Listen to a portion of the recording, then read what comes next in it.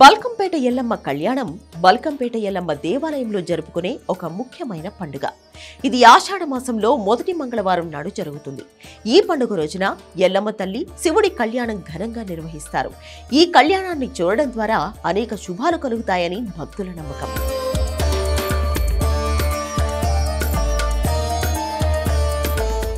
బల్కంపేట ఎల్లమ్మ దేవాలయం హైదరాబాద్ నగరంలోని పురాతన దేవాలయాలలో ఒకటి. ఇక్కడ అమ్మవారు స్వయంభూగా వెలిశారని భక్తులు విశ్వసిస్తారు. బల్కంపేట ఎల్లమ్మ దేవాలయం సుమారు 700 సంవత్సరాల క్రితం నాటిదని చెబుతారు. ఈ ఆలయం ఒక రైతు పొలంలో బావిలో స్వయంభూగా వెలిసిందని స్థల పురాణం.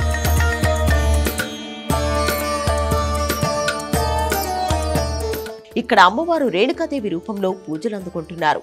జమదగ్ని మహర్షి భార్య పరశురాముని తల్లి అయిన రేణుకాదేవిని ఎల్లమ్మగా కొలుస్తారు.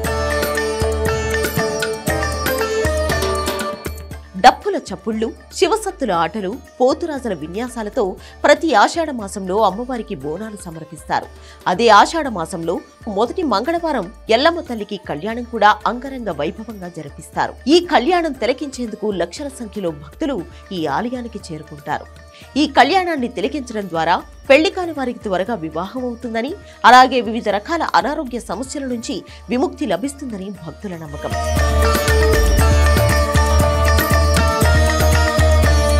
కళ్యాణం రోజున ఎల్లమ్మ తల్లిని, శివుణ్ణి భక్తులు పెద్ద సంఖ్యలో హాజరై అమ్మవారిని దర్శించుకుని ఆ కళ్యాణ అక్షింతలు వేసుకుంటారు.